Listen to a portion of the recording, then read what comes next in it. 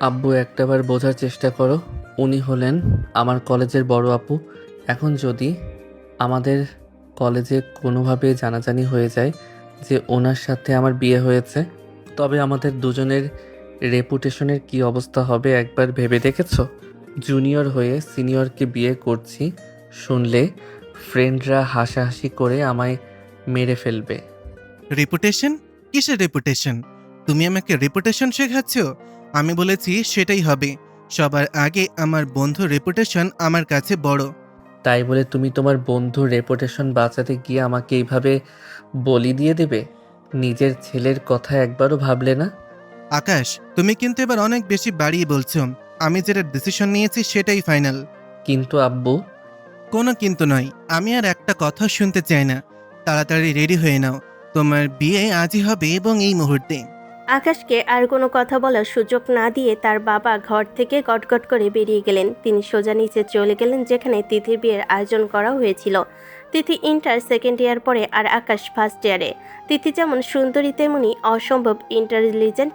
পুরো কলেজ তার ফ্যান, আর আকাশ হলো খেলাধুলায় ফেমাস। তার দুজনকে নামে চিনলেও কখনো আহামরি কোনো পরিচয় ছিল না।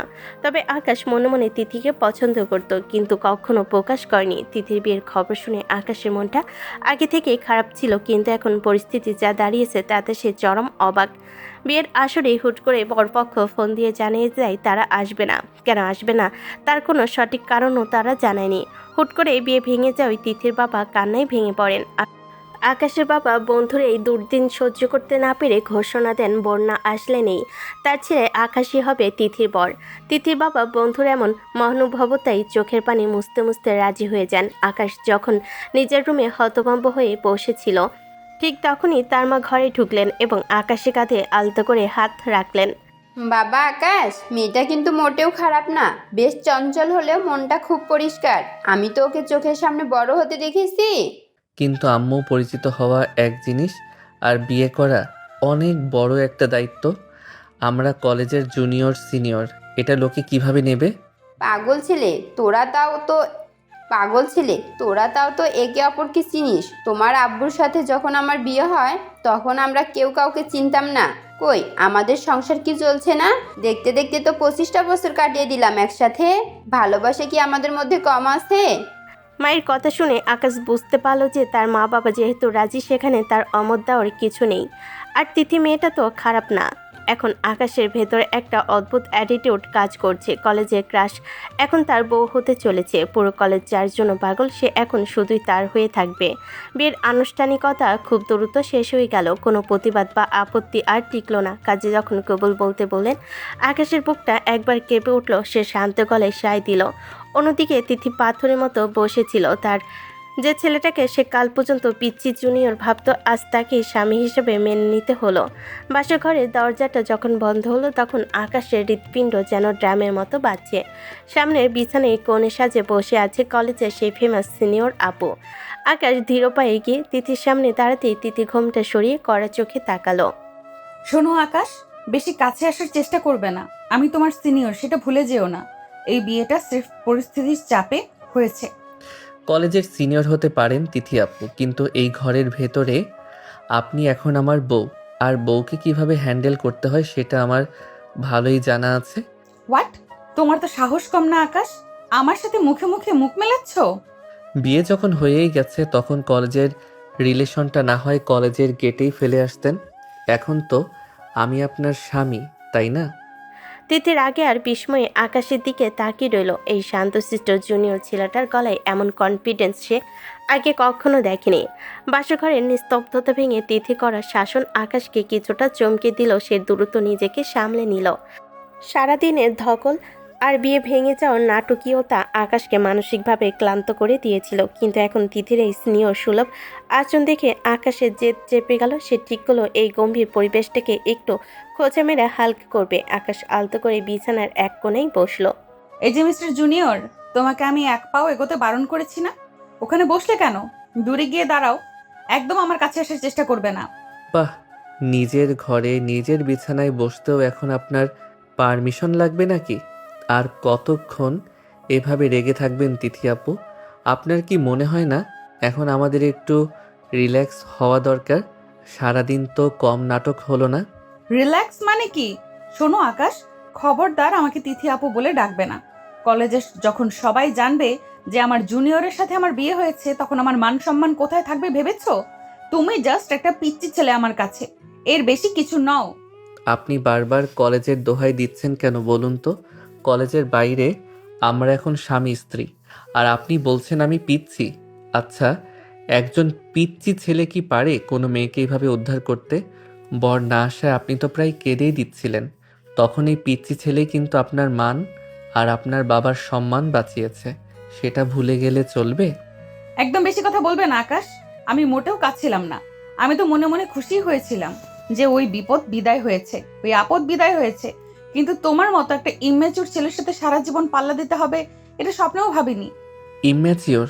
আচ্ছা ঠিক আছে, তাহলে দেখা যাক একজন ইম্যাচিওর স্বামী তার সিনিয়র বউকে কিভাবে শাসন করে। আপনি কি জানেন তিথি, আপনাকে রাগলে কিন্তু বেশ কিউট লাগে। বিশেষ করে আপনার এই নাকের ডগায় যখন রাগ জমে থাকে, তখন ইচ্ছে করে ওটা একটু টেনে দেই। তোমার এত বড় সাহস আকাশ, তুমি আমার নাক টেনে দেবে? তুমি কিন্তু লিমিট ক্রস করছো। আমি এই মুহূর্তে এই বাড়ি থেকে চলে যাব, দেখি কে আটকায়। যেতে পারেন, দরজা খুলে আছে। তবে মনে রাখবেন, বাইরে এখন রাত 2টো বাজে, আর গেটের কাছে আমার আব্বু পাহারা দিচ্ছে। আপনি বেরোলে তো আব্বু ভাববে আমি হয়তো আপনাকে কিছু বলেছি।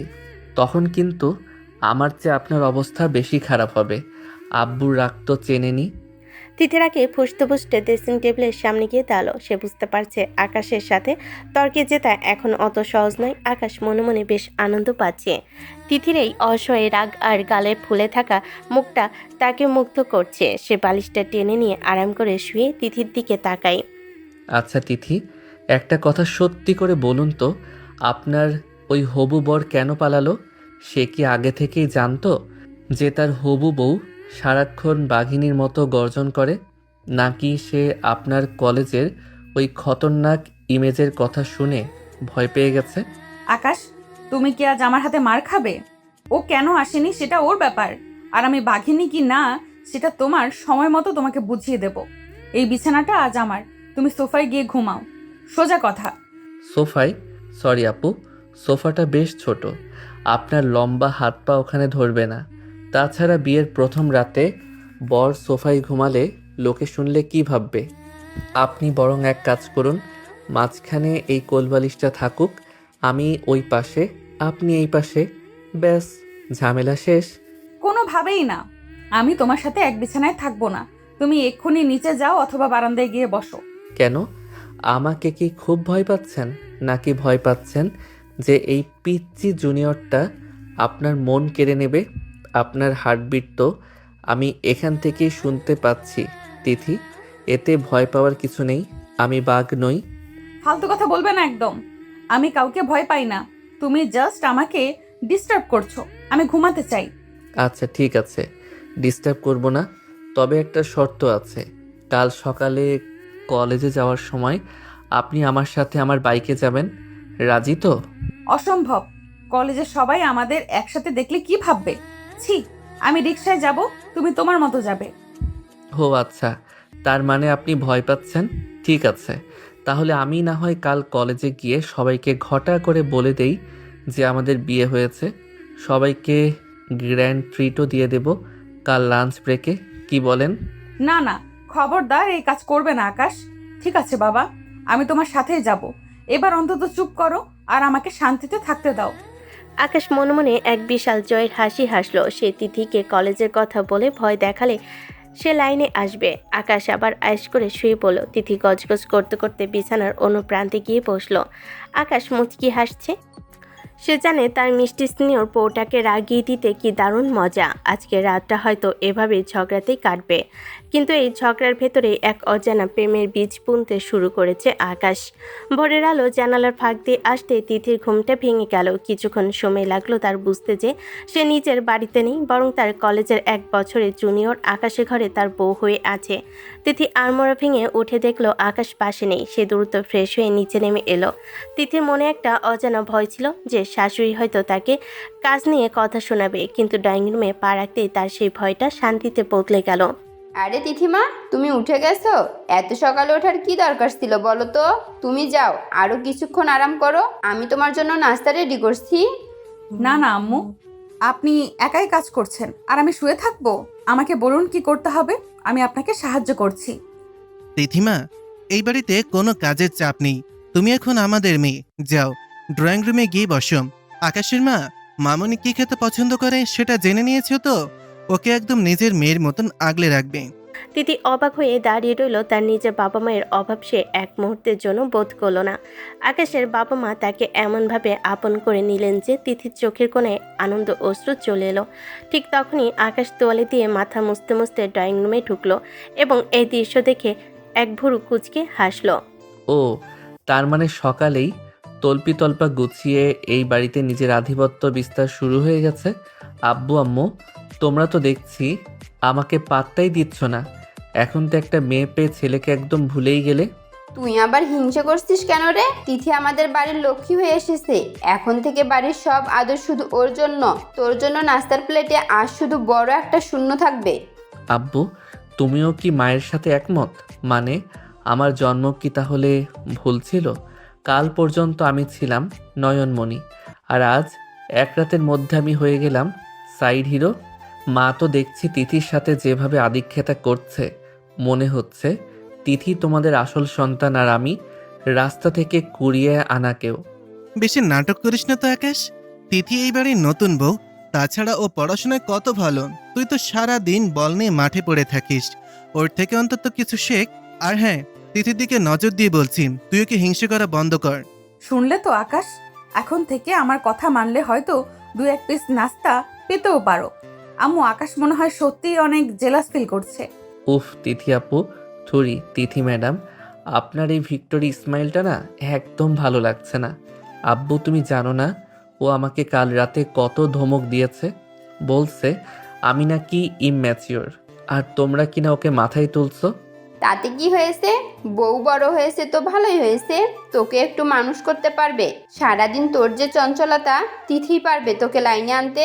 যা এখন গিয়ে ভালো করে ড্রেস পরে আয়, তোদের তো আবার কলেজ আছে। আকাশ গজগজ করতে করতে নাস্তার টেবিলে গিয়ে বসলো। নাস্তার টেবিলে বসেও তিথির সাথে তার চোখের লড়াই চলল। আকাশ দেখলো তার পছন্দের আলু পরোটা আম্মু সব থেকে বেশি তিথির প্লেটে তুলে দিচ্ছে। আকাশ মুখটা বাংলা পাঁচের মতো করে চেয়ে রইল। আম্মু, আমার আলু পরোটা কোথায়? আমি কি আজ বায়ু খেয়ে কলেজে যাব? এই তো দিচ্ছি বাবা, তবে তিথি আগে খাবে। ও আমাদের মেহমান প্লাস বাড়ির বউ। তুই একটু ধৈর্য ধর। ধৈর্য ধরতে ধরতে তো আমার পেট পিঠের সাথে লেগে যাচ্ছে। তিথি, আপনি তো দেখছি দারুণ পলিটিক্স শিখছেন। সকালে আসতে আব্বু আম্মুকে হাত করে নিলেন। এটাকে পলিটিক্স বলে না আকাশ, এটাকে বলে গুড রিলেশন। তুমি তো আবার জুনিয়র, এসব বুঝবে না। আম্মু, আপনার হাতের পরোটাটা কিন্তু দারুণ হয়েছে। তিথিমা, খাওয়া শেষ হলে রেডি হয়ে নাও। আকাশ আজ তোমায় কলেজে দিয়ে আসবে। আকাশ সাবধান, তিথিকে ঠিক মতন কলেজে নিয়ে যাবি এবং সাবধানে নিয়ে আসবি। খবরদার, পথে যেন কোনো ঝামেলা না হয়। আর শোন, কলেজের কেউ যেন বুঝতে না পারে তোরা ঝগড়া করেছিস। আব্বু, আমি কেউ ড্রাইভার নাকি? ও তো একা রিকশায় যেতে পারে।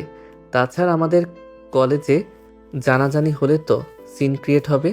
আমি ওসব কিছু শুনতে চাই না। তুই আমার বাইক নিয়ে যাবি, এটাই আমার আদেশ। এখন আর কোনো কথা নয়, তাড়াতাড়ি বেরো। আকাশ বুঝতে পারলো আজ তার আর নিস্তা নেই। সে তিথির দিকে আর চোখে তাকালো। তিথি তখন একটা বিজয়ের হাসি দিয়ে তার দিকে তাকিয়ে আছে। আকাশ মনে মনে ভাবলো, দাঁড়াও ম্যাডাম, বাইকে তো উঠবেন, তখন এমনভাবে চালাবো যে আপনি আমাকে জড়িয়ে ধরতে বাধ্য হবেন।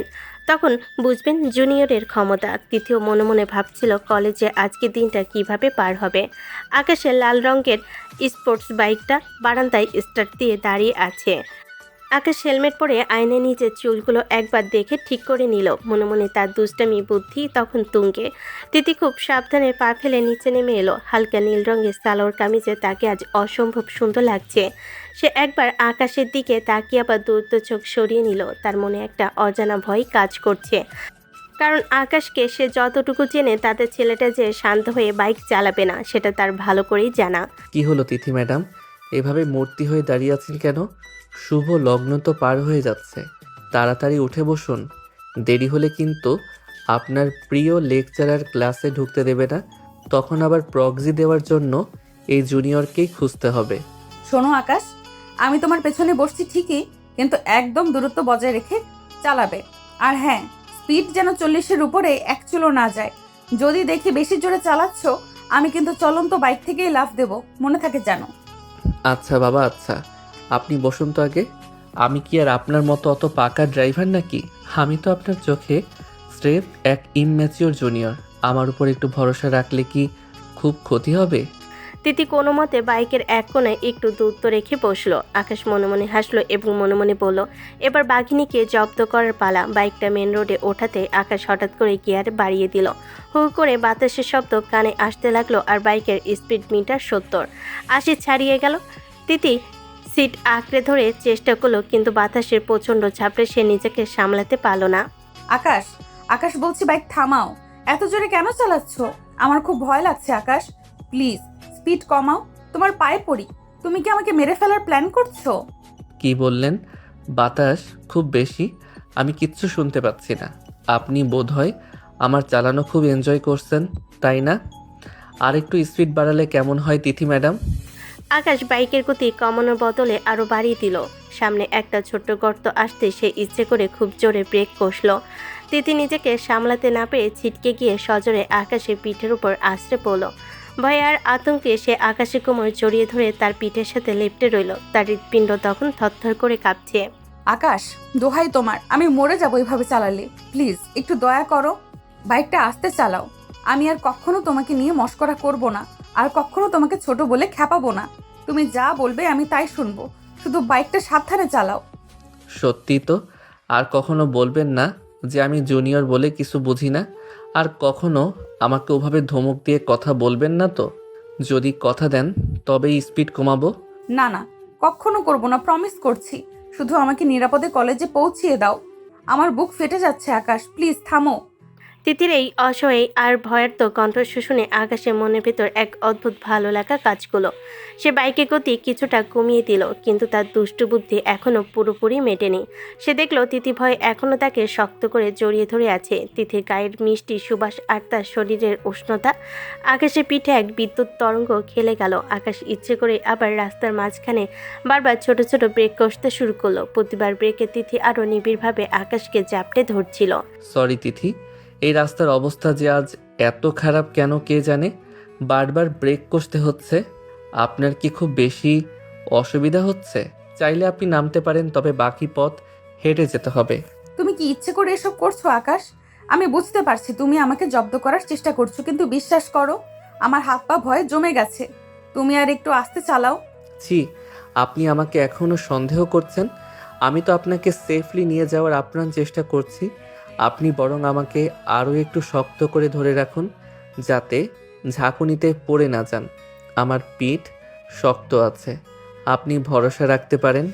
তিথি বুঝতে পারলো আকাশ তাকে ইচ্ছে করে নাজেহাল করছে, কিন্তু এই মুহূর্তে তার প্রতিবাদ করার মতো শক্তি নেই। দুজনের মধ্যে এক অদ্ভুত নিস্তব্ধতা আর বিব্রতকর পরিস্থিতি তৈরি হলো। তিতির বুকের ধকপকানি আকাশ নিজের পিঠে স্পষ্ট অনুভব করতে পারছে। দুজনের শরীর যখন একে অপরের সাথে নিবিড়ভাবে মিশে আছে, তখন এক অজানা রোমাঞ্চ আর ভালো লাগা তাদের ঘিরে ধরল। তিথি লজ্জার অস্বস্তিতে চোখ বন্ধ করে রইল। সে মনে মনে ভাবল, এই জুনিয়র ছেলেটা তাকে যেভাবে কাবু করেছে তেমনটা আগে কেউ করতে পারেনি। কলেজে গেটের কাছাকাছি আসতেই আকাশ বাইকের গতি একদম কমিয়ে দিল। তিথি দ্রুত নিজেকে সরিয়ে নিয়ে একটু দূরত্ব বজায় রেখে বসলো। তার মুখটা তখন লজ্জায় লাল হয়ে আছে। আকাশও কিছুটা অপ্রস্তুত হয়ে হেলমেট খুলে ফেলল। কলেজের গেট পর্যন্ত আসার এই অল্প সময়ে তাদের দুজনের মধ্যে যে কী তোলপাড় বয়ে গেল তা তারা দুজনেই জানে। বাইক থামার পর তিথি এক মুহূর্ত অপেক্ষা না করে দ্রুত নেমে দাঁড়ালো। পৌঁছে গেছি ম্যাডাম। রাইডটা কেমন ছিল? ভাড়াটা কি এখন দেবেন নাকি রাতে বাড়িতে গিয়ে বুঝিয়ে দেবেন?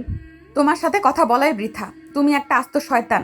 আমি জানতাম তুমি সুযোগ পেলে আমাকে জ্বালাবে, কিন্তু মনে রেখো আকাশ, এর শোধ আমি ক্লাসে নেব। তিথি আর এক সেকেন্ডও সেখানে দাঁড়ালো না। নিচের ব্যাগটা গুছিয়ে নিয়ে গটগট করে কলেজের ভেতরের দিকে হাঁটা দিল। আকাশ তাকিয়ে রইল তিথি চলে যাওয়ার দিকে। তার ঠোঁটে কোণে এক চিলতে বিজয় হাসি লেগে রইল। তবে আকাশ নিজেও বুঝতে পারছে না এই খুনসুটির আড়ালে সে তিথি কতটা মায়েই পড়ে যাচ্ছে। দুজনে কারোর মুখেই আর কথা সরল না। এক রোমাঞ্চকর অস্বস্তি আর ভালো লাগা নিয়ে তারা দুজনে কলেজের দিকে দুদিকে চলে গেল। কলেজের করিডোর দিয়ে তিথি যখন গটগট করে হাঁটছে, তার পেছনে একদল বন্ধু বান্ধব সবার চোখে মুখে এক ধরনের দুষ্টামি বুদ্ধি খেলা করছে। তিথি সরাসরি আকাশের ক্লাসরুমের সামনে গিয়ে দাঁড়ালো। ক্লাসের ভেতরে তখন বেশ শোরগোল। আকাশ তার বেস্ট ফ্রেন্ড রাজীবের সাথে আড্ডায় মগ্ন। তিথি ভেতরে ঢুকে তার হাতের ডায়েরিটা দিয়ে আকাশের বেঞ্চের উপর সজোরে একটা বাড়ি দিল। হঠাৎ এই শব্দে ক্লাসের সবাই চুপ হয়ে গেল এবং তিথির বন্ধু নিশি আর সজলও দুই পাশে বেশ গম্ভীর হয়ে দাঁড়িয়ে গেল। এই ছেলে, কখন থেকে এখানে দাঁড়িয়ে কথা বলছি, কানে যায় না তোমার? সিনিয়ররা ক্লাসে ঢুকেছে আর তোমরা দুই বন্ধু নিজেদের দুনিয়ায় মত্ত আছো। কলেজের সাধারণ শিষ্টাচার কি ভুলেই গেছো নাকি আকাশ? ঠিক বলেছিস তিথি, আজকালকার জুনিয়রদের মধ্যে এরকম ম্যানার্স নেই। আকাশ, তুমি তো আবার স্পোর্ট নিয়ে খুব গর্ব করো, তো আমাদের দেখেও না দেখার ভান করছো কেন? আমরা কি এখানে বাতাস খেতে এসেছি? তোমার রেসপেক্ট কি শুধু মাঠেই সীমাবদ্ধ? আরে তিথি আপু, নিশি আপু, সজল ভাই, আপনারা সবাই একসাথে আমাদের ক্লাসে। আসলে আমরা একটু দরকারি কথা বলছিলাম, তাই হয়তো খেয়াল করিনি। কিন্তু হঠাৎ এই সদলবল নিয়ে হানা দেওয়ার কারণ কি? আমি কি কোনো অপরাধ করেছি? অপরাধ কিনা সেটা পরে বোঝা যাবে। আমরা কালচারাল কমিটির মেম্বার। আমাদের কলেজের সামনে যে বড় অনুষ্ঠানটা আছে, সেখানে তোমাদের ব্যাচের সবার অ্যাক্টিভ পার্টিসিপেশন চাই। বিশেষ করে তোমাদের জনপ্রিয় মুখদের তো থাকতেই হবে। তুমি না থাকলে অনুষ্ঠান জমবে কিভাবে? একদম ঠিক কথা আকাশ, তুমি যে হারে আমাদের কথা অ্যাভয়েড করে চলছো, তার জন্য তোমাকে একটা বিশেষ দায়িত্ব দেওয়ার সিদ্ধান্ত নিয়েছি আমরা সবাই মিলে। পরে কিন্তু বলতে পারবে না যে আপু আগে বলেননি কেন। কিসের দায়িত্ব? আমি তো খেলাধুলা সেকশনে নাম দিয়েছি। কালচারাল প্রোগ্রামে আমার কি কাজ? আমি তো গান গাইতে পারি না, আর অভিনয়ের ধারে কাছেও নেই। আমাকে অন্য কোনো ডিউটি দেন, যেটা আমি পারবো। গান বা অভিনয় তোমাকে দিয়ে হবেও না, সেটা আমরাও জানি। আমরা ঠিক করেছি তুমি এই অনুষ্ঠানে সোলো ডান্স পারফর্ম করবে। এটা আমাদের কমিটির ফাইনাল ডিসিশন।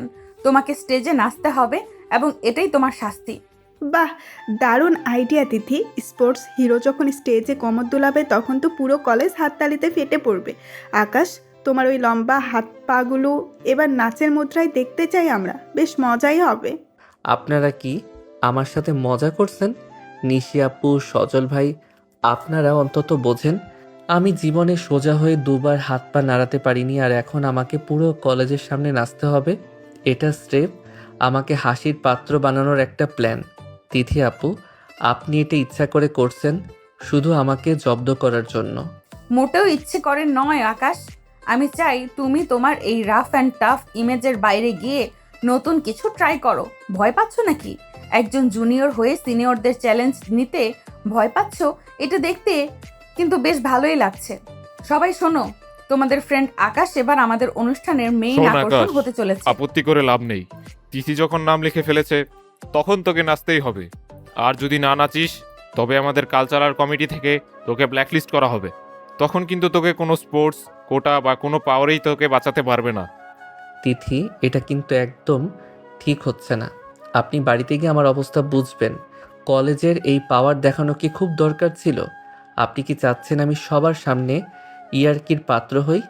আপনার মনে কি এক ফোঁটা মায়া নেই আমার জন্য? বাড়িতে কি হবে সেটা বাড়িতে দেখা যাবে, কিন্তু এখন আমি তোমার সিনিয়র আর তুমি আমার জুনিয়র। এখানে রুলস আমি সেট করি আকাশ। যাও এখন থেকেই ইউটিউব দেখে নাচের স্টেপ শেখা শুরু করে দাও। না পারলে কিন্তু কলেজের সামনে মান সম্মান পুরোটাই যাবে। Best of luck junior. চল তিথি, আমাদের অনেক কাজ আছে। আকাশ তো প্র্যাকটিস শুরু করার জন্য এখন থেকে ছটফট করছে। বাই বাই আকাশ, নাচের রিহার্সেলে দেখা হবে। তিথি তার দলবল নিয়ে হাসি মুখে ক্লাস থেকে বেরিয়ে গেল। আকাশের রাগী আর অসহায় চেহারাটা দেখে সে মনে মনে এখন ভীষণ তৃপ্তি পাচ্ছে। তিথি চলে যাওয়ার পর আকাশ নিজের বেঞ্চে ধপ করে বসে পড়ল। তার মাথা তখন রাগে ঝিমঝিম করছে। তার বন্ধু রাজীব তাকে নিয়ে টিটকারি মারতে শুরু করেছে। আকাশ মনে মনে ঠিক করলো, তিথি যদি তাকে এভাবে জব্দ করতে চায়, তবে সেও এর একটা বিহিত বাড়িতে গিয়ে করে ছাড়বে। সারাদিন কলেজের শত ঝুট ঝামেলা আর খুনসুটি শেষে বাড়িতে আকাশ আর তিথির সময়টা বেশ শান্তিতে কেটেছে। বাবা মায়ের সামনে তারা যেন এক আদর্শ দম্পতির অভিনয় করেছে, যে কেউ কল্পনাও করতে পারবে না তাদের মধ্যে যুদ্ধ চলছে। রাতে ডিনার শেষে তারা হাসি মুখে নিজেদের ঘরে ফিরে এলো। আকাশ ঘরে ঢুকেই স্থিরভাবে পেছনে দরজাটা আটকে লক করে দিল। এরপর সে সব কিছু নিশ্চুপ হয়ে দরজায় হেলান দিয়ে দাঁড়িয়ে রইল। তার চোখে মুখে তখন এক রহস্যময়ী চপলতা। সে মনে মনে একটা দারুণ বুদ্ধি হাতড়ে পেয়েছে। হঠাৎ তার ঠোঁটের কোণে এক চিলতে শয়তানি হাসি ফুটে উঠল এবং সে ধীর পায়ে তিথির দিকে এগোতে শুরু করলো। আকাশ, তুমি এইভাবে রোবটের মতো তাকিয়ে আছো কেন? আর আমার দিকে এইভাবে এগোচ্ছ কেন তুমি? ড্রেসিং টেবিলের সামনে থেকে সরো, আমি চুলটা ঠিক করব। ওখানেই থামো বলছি। কেন তিথি ম্যাডাম, আমি আমার নিজের ঘরে নিজের বিবাহিত স্ত্রীর দিকে এগিয়ে আসছি, তাতে আপনার এত আপত্তির কি আছে? আজ কলেজে তো সবার সামনে আমাকে বেশ নাজেহাল করলেন, সিনিয়র হওয়ার অনেক পাওয়ার দেখালেন, এখন একটু আমার পাওয়ার দেখানোর পালা, কি বলেন? আকাশ দেখো, ইয়ার্কি করো না। কলেজে যা হয়েছে সেটা তো জাস্ট একটা ফান ছিল। বন্ধুদের সামনে একটু ভাবনা নিলে হয়। তুমি ওটা নিয়ে এখনো মনে মনে রাগ পুষে রেখেছো। আর তুমি এইভাবে উথাল পাথাল ভঙ্গিতে কথা বলছো কেন?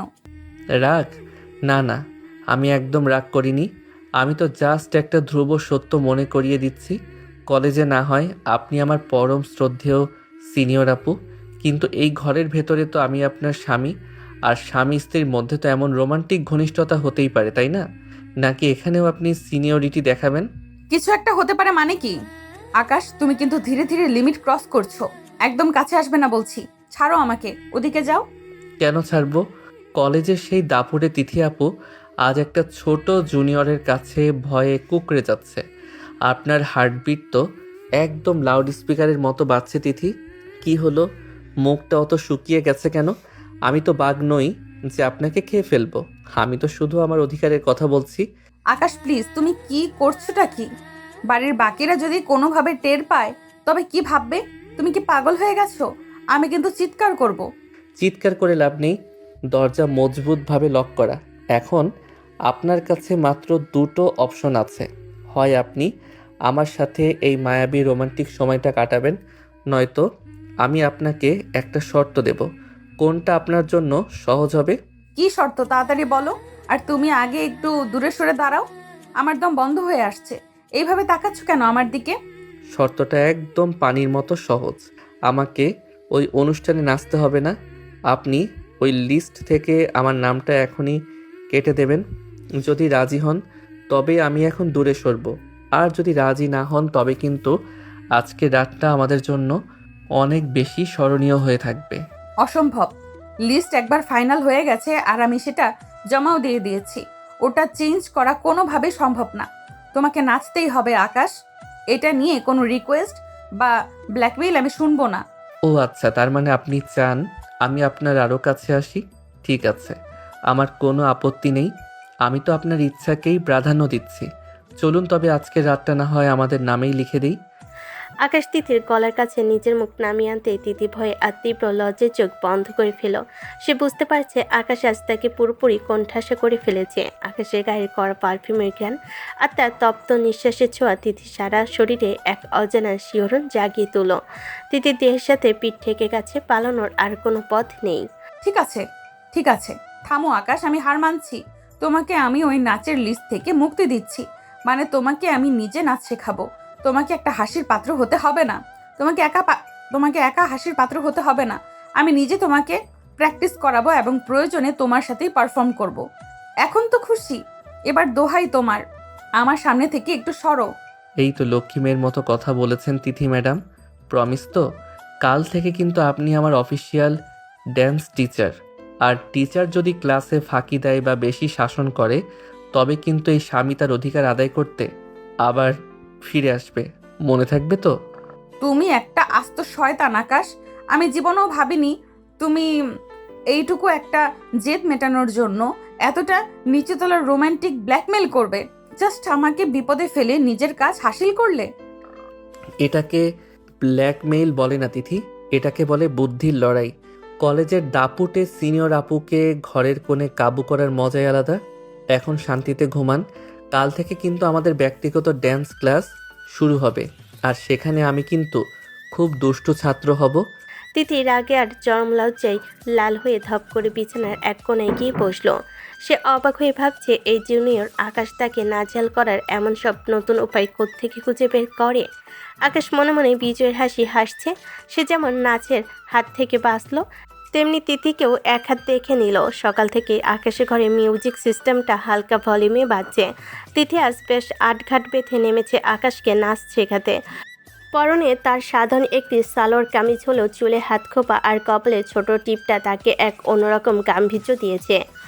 অন্যদিকে আকাশ ট্র্যাক প্যান্ট আর টি শার্ট পরে বিরস মুখে দাঁড়িয়ে আছে। তার কাছে মনে হচ্ছে এর চেয়ে রোদে পুড়ে মাঠে ক্রিকেট খেলাটাও অনেক সহজ ছিল। তিথি কোমরে হাত দিয়ে আকাশের সামনে এসে দাঁড়ালো। শোনো আকাশ, একদম মন দিয়ে শোনো। আমি তোমাকে কাল রাতে কথা দিয়েছি ঠিকই, কিন্তু তোমাকে তো অন্তত কোমরটা একটু নাড়াতে হবে। তুমি তো একদম রোবটের মতো, কাঠের পুতুলের মতো দাঁড়িয়ে আছো। আমি এখন যে স্টেপটা দেখাচ্ছি একদম হুবহু সেটা ফলো করো। 1-2 দিন এবার ডান পা সামনে দিয়ে চট করে ঘোরো।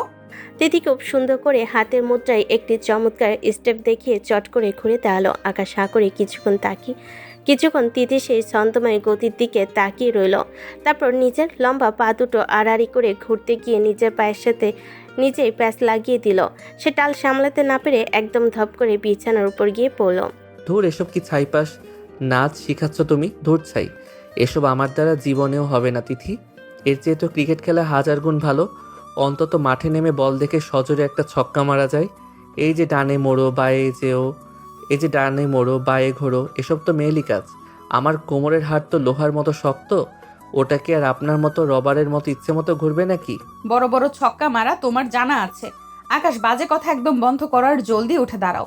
আমি তোমাকে একদম সিম্পল একটা স্টেপ দিচ্ছি, তুমি শুধু সেটা করো। নিজেকে খুব বড় স্পোর্টসম্যান ভাবো না? তাহলে শরীরের ব্যালেন্স ঠিক করতে পারছো না কেন? আবার করো, আমি আবারও দেখাচ্ছি। এবার যদি ভুল হয় তবে কিন্তু খবর আছে। তিথি আবার আকাশের হাত ধরে তাকে এক ঝটকে টেনে তুলল। তিথি আকাশের খুব কাছাকাছি গিয়ে তার ডান হাতটা নিজের কাঁধের উপর রাখলো এবং আকাশের অন্য হাতটা নিজের শক্ত হাতের মুঠোয় নিল। আকাশ হঠাৎ তিথির এত কাছে চলে আসে বেশ অপ্রস্তুত হয়ে গেল। তিথির গায়ের মিষ্টি পারফিউমের সুবাস তার নাকে এসে বারবার ধাক্কা দিচ্ছে। আকাশের বুকের ভেতরটা তখন কেমন যেন ধকধক করে উঠছে। আপনি কি চাচ্ছেন আমি সত্যি সত্যি স্টেজে গিয়ে পুরো কলেজের সামনে নিজেকে হাসির পাত্র বানাই? দেখুন তিথি, আমি আপনার চোখের দিকে তাকিয়ে এইভাবে হাত পা নাড়াতে পারছি না। আমার নাচের দন্ত নো জানা নেই। তার উপর আপনি যখন এইভাবে আমার দিকে তাকিয়ে কমান্ড দেন, তখন আমি পা ফেলার কথা ভুলে আপনার চোখের দিকে তাকিয়ে থাকি। কেন, আমি কি বাঘ নাকি যে আমাকে দেখে তোমার ভয় পাওয়ার কি আছে? আমার চোখের দিকে তাকাতে সমস্যা কোথায়? আমি তো তোমার পার্টনার হিসেবে তোমাকে রিহার্সাল করাচ্ছি। মন দাও আকাশ, নয়তো কিন্তু কলেজের ওই বন্ধুরা তোমাকে নিয়ে সারা জীবন হাসাহাসি করবে। চলো, এই মিউজিকের তালে পা মেলাও। তিথি আবার আকাশকে নিয়ে ছন্দের তালে মুভ করা শুরু করলো। এবার আকাশ কিছুটা মনোযোগ দেওয়ার চেষ্টা করলো ঠিকই, কিন্তু যেই না তিথি তাকে একটু নিচু হয়ে ঘোরার স্টেপটা দেখালো, আকাশ নিজে ভারসাম্য হারিয়ে ফেলল। সে সোজা তিথির ওপর আশ্রে পড়ার উপক্রম হলো। তিথি নিজেকে সামলাতে গিয়ে পিছলে পড়ে যাচ্ছিল। ঠিক সেই মুহূর্তে আকাশ তার এক হাত বাড়িয়ে তিথির সরু কোমরটা শক্ত করে জড়িয়ে ধরল। তিথি নিচে পড়ে না গিয়ে সরাসরি আকাশের বুকের উপর আশ্রে পড়ল। আকাশ, তুমি কি এটা ইচ্ছে করে করলে? বারবার কেন তুমি আমার এত কাছে চলে আসছো, আর কেনই বা আমাকে এভাবে ধরছো? আমি কি ইচ্ছা করে পড়ে যাচ্ছি নাকি? আপনি তো আমাকে শরীরের ব্যালেন্স ঠিক করতে বললেন। দেখুন, আপনি তো আবার পড়ে যাচ্ছিলেন। আমি কিন্তু সময় মতো আপনাকে জাপটে ধরলাম। এখন তো আর এই জুনিয়রকে ইম্যাচিওর বলতে পারবেন না। ছাড়ো আমাকে, এখন প্র্যাকটিস করো ঠিক মতো। এসব শয়তানি বুদ্ধি পরে দেখাবে। তোমার হাত তো কোমর ছাড়ার নামই নিচ্ছে না। আকাশ তিথিকে ছাড়লো না, বরং আরও একটু নিবিড় করে নিজের কাছে টেনে ধরল। ঘরের জানালার পর্দাগুলো বাতাসের তালে কাঁপছে, আর তার মাঝে এই দুই জুনিয়র সিনিয়র দম্পতির মধ্যে একটু মায়া কাজ করছে। আকাশ তিথির কপালে এসে পড়া অবদ্ধ চুলগুলো আলতো করে সরিয়ে দিল। তিথি মুহূর্তের জন্য সব শাসন ভুলে আকাশের গভীর মায়াবী চোখের দিকে তাকিয়ে রইল। মনে হলো তারা যেন নাচের প্র্যাকটিস নয়, বরং জীবনের এক নতুন রোমান্টিক পাঠ শিখেছে। তিথি, আপনি যখন এইভাবে চুপ করে আমার চোখের দিকে তাকিয়ে থাকেন, তখন মনে হয় আপনাকে সারা জীবন এইভাবে জড়িয়ে ধরে রাখি। কেন জানি না, কলেজের ওই রাগী তিথি আপুর চেয়ে আমার ঘরের এই ছোট্ট অভিমানী তিথিটাকে অনেক বেশি সুন্দর লাগে। আকাশ, তুমি ইদানিং খুব বেশি ফ্লার্ট করতে শিখে গেছো। ভুলে যেও না আমি তোমার কলেজের সিনিয়রদের সাথে এইসব কথা বলতে তোমার লজ্জা করে না? আরে ভাই, সিনিয়র তো কলেজের গেট পর্যন্ত, এখানে তো আমি আপনার সব। আচ্ছা, আমাদের নাচের মিউজিকটা কি একটু বেশি রোমান্টিক হয়ে গেল না? দেখুন, আপনি আবারও তাল হারিয়ে ফেলছেন আর আমার দিকে তাকিয়ে থাকছেন। তারা আবার নাচের চেষ্টা শুরু করলো, কিন্তু কয়েক মিনিট যেতে না যেতেই তিথি আকাশে পায়ের উপর ভুল করে পা দিয়ে দিল। তিথি নিজেকে সামলাতে না পেরে পেছনের দিকে উল্টে যাচ্ছিল। আকাশ এবার বিদ্যুৎ গতিতে তিথিকে টেনে ধরল। তিথি এবার আকাশের পা জগলায় উঠে গেল। আকাশ তাকে কোলে তুলে নিয়ে এক চক্কর ঘুরে দাঁড়ালো। তিথি দুহাত আকাশের ঘাড় শক্ত করে চাপটে ধরে আছে। আকাশ নামাও আমাকে বলছি। মা বা আব্বু দেখে ফেললে কি ভাববে বলো তো? তুমি তো দেখি নাচের বাহানায় আমাকে কোল থেকেই নামাচ্ছ না। নামাবো তো অবশ্যই ম্যাডাম, তবে তার আগে বলুন, এই জুনিয়রের সাথে ড্যান্স পারফরমেন্স করতে আপনার ভয় লাগবে না তো? নাকি কলেজের সবাই দেখলে আপনার রেপুটেশন ধুলোয় মিশে যাবে বলে আপনি চিন্তিত? ধুলোয় মিশলে মিশুক, আমার জুনিয়র যখন আমাকে এত আগলে রাখতে পারে তখন আর আমার ভয় কিসের? আকাশ, তুমি সত্যি খুব অদ্ভুত একটা ছেলে। আমি তোমাকে যত দেখি ততই অবাক হই। আকাশ তিথিকে সাবধানে নিচে নামিয়ে দিল। দুজনের মুখে তখন জয়ের এক চিলতে হাসি। তারা বুঝতে পারছে এই নাচের প্র্যাকটিস শুধু একটি অনুষ্ঠানের জন্য নয়, বরং তাদের নিজেদের মধ্যকার দূরত্ব কমিয়ে আনার এক মস্ত বড় সুযোগ। আকাশ মুচকি হাসলো আর তিথি লাজুক মুখে আবার মিউজিকটা অন করলো। আজকে দিনটা ছুটির দিন হওয়ায় আকাশ আর তিথির জন্য যেন এক আশীর্বাদ হয়ে এলো। কলেজে তাড়া নেই, ক্লাসে কোনো চাপ নেই, শুধু আছে নিজেদের মতো করে কাটানো কিছু ঘরোয়া মুহূর্ত। সকাল থেকে বাড়ির পরিবেশটা খুব উৎসব মুখর। আকাশের মা রান্নাঘরে ব্যস্ত সবার পছন্দের সব খাবার তৈরিতে, আর ড্রয়িং রুমে আকাশের বাবা খবরের কাগজ নিয়ে বসেছেন। আকাশ আর তিথি তখন দোতলায় ঘরে নাচের প্র্যাকটিসে মগ্ন। তবে আজ আর ঝগড়া নয়, বরং নাচের প্রতিটা স্টেপে তারা একটা অদ্ভুত তাল খুঁজে পেয়েছে। বা আকাশ, আজ তো তোমার পায়ের মুভমেন্ট বেশ ভালোই হচ্ছে। গতকাল যে স্টেপটা বারবার হোঁচট খাচ্ছিলে, আজ সেটা কত স্মুথলি করলে। মনে হচ্ছে আমার ট্রেনিং সত্যিই কাজে দিচ্ছে। ট্রেনার যদি সারাক্ষণ বাঘিনীর মতো হুঙ্কার দেয় তবে যে কোনো গাধাও ঘোড়া হয়ে যাবে। তবে সত্যি বলতে কি তিথি, প্র্যাকটিস করতে করতে আজ কেন জানি আমারও খুব ভালো লাগছে। হয়তো পার্টনারটা আমার চেনা বলে নাচের ছন্দটা দ্রুত ধরতে পারছি। তাই নাকি? এত প্রশংসা কি আমাকে ভোলাবার জন্য, নাকি সত্যি সত্যি মন থেকে বলছো? তোমার তো আবার মুখে এক আর মনে অন্য কিছু থাকে। সারাদিন তো আমাকে জ্বালিয়ে মারো। আরে না, আজ তো ছুটির দিন, আজ ঝগড়ার মুডে নেই। বরং চলো আজ সারাদিন আমরা এই সুন্দর সময়টা এনজয় করি। এই যে তুমি আমাকে নাচ শেখাচ্ছ, এটা তো আমাদের নিজেদের মধ্যকার বোঝাপড়াটাকেও দারুণ করছে, কি বলো? তিথি আর কোনো কথা না বলে লাজুক হাসলো। নাচের বিরতিতে তারা দুজন মিলে নিচে নেমে এলো। ড্রয়িং রুমে যেতে আকাশের বাবা চশমাটা নাকের ডগায় নামিয়ে তাদের দিকে তাকালেন এবং হাসি মুখে তাদের দুজনকে কাছে ডাকলেন। কিরে আকাশ, তোর নাচের প্র্যাকটিস কত দূর? মামানি তোকে ঠিক মতন শেখাচ্ছে তো, নাকি তুই আজও ওর উপর জবরদস্তি করছিস? সাবধান কিন্তু, তিথির কোনো নালিশ পেলে কিন্তু তোর খবর আছে। আব্বু, তুমি সব সময় আমাকে কেন দোষী বানাও বলো তো? তিথি তো এখানে একদম কমান্ডিং অফিসারের মতো শাসন করছে। বরং আমারই উচিত তোমার কাছে বিচার দেওয়া। তোমার এই আদরের মেয়ে তো আমাকে এক মুহূর্ত জিরোতে দিচ্ছে না। একদম মিথ্যা কথা আব্বু। আকাশকে নাচের স্টেপ দেখাতেই আমার ঘাম ছুটে যাচ্ছে। ও শরীর তো একদম কাঠের মতো শক্ত, তবু আমি চেষ্টা করছি ওকে স্টেজে দাঁড় করানোর মতো তৈরি করতে। আপনি বলুন, ও কি ঠিক বলছে?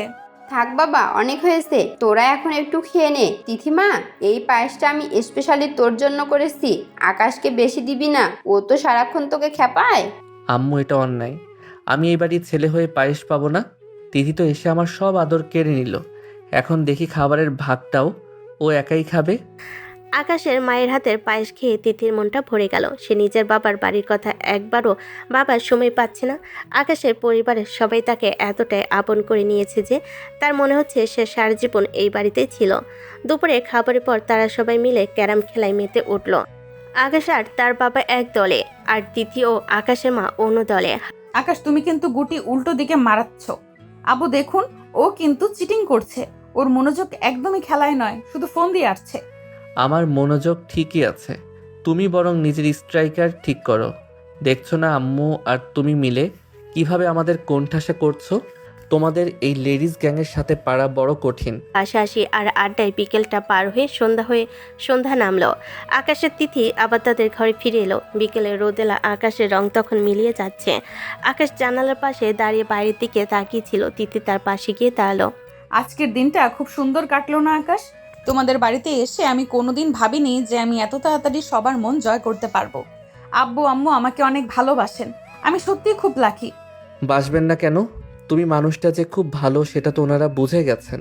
আর তোমার এই সহজ সরল ব্যবহারটাই সবাইকে মুগ্ধ করে।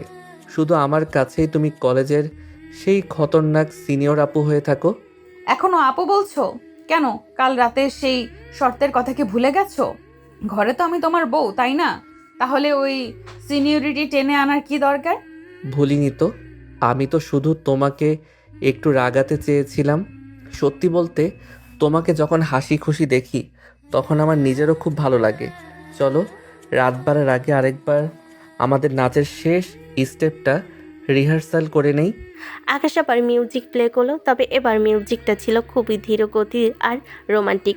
তারা একে অপরের দিকে হাত ধরে নাচের ছন্দে দুলতে শুরু করলো। ছুটির দিনের এই সারা দিনের আনন্দ আর পরিবারের ভালোবাসা তাদের দুজনকে মানসিকভাবে আরও কাছে নিয়ে এসেছে। আকাশ তিথিকে আলতো করে নিজের দিকে টেনে নিল। তিথিও আজ আর কোনো বাধা দিল না। সকালে মিষ্টি রোদে ডাইনিং টেবিলটা আজ হাসাহাসিতে মুখর। আকাশে মা গরম গরম লুচি আর আলুর দম টেবিলে পরিবেশন করছেন, আর আকাশ সুযোগ পেলে তিথিকে নিয়ে বারবার বাবার কাছে রসিকতা করছে। ব্রেকফাস্ট শেষ করে আকাশের তিথি কলেজের উদ্দেশ্যে বেরিয়ে পড়ল। সারাদিন ক্লাস আর নাচের রিহার্সালে ধকল শেষে বিকেলে তার যখন বাড়ির পথ রওনা দিল তখন আকাশ বেশ ফুরফুরে মেজাজে বাইক চালাচ্ছিল, কিন্তু হঠাৎ করে নির্জন রাস্তার মাঝে বাইকটা অদ্ভুত শব্দ করে বন্ধ হয়ে গেল। আরে এটা আবার কি হলো? এই অসময়ে আমার রাজকীয় ঘোড়া কেন বিগড়ে গেল বুঝতে পারছি না তো।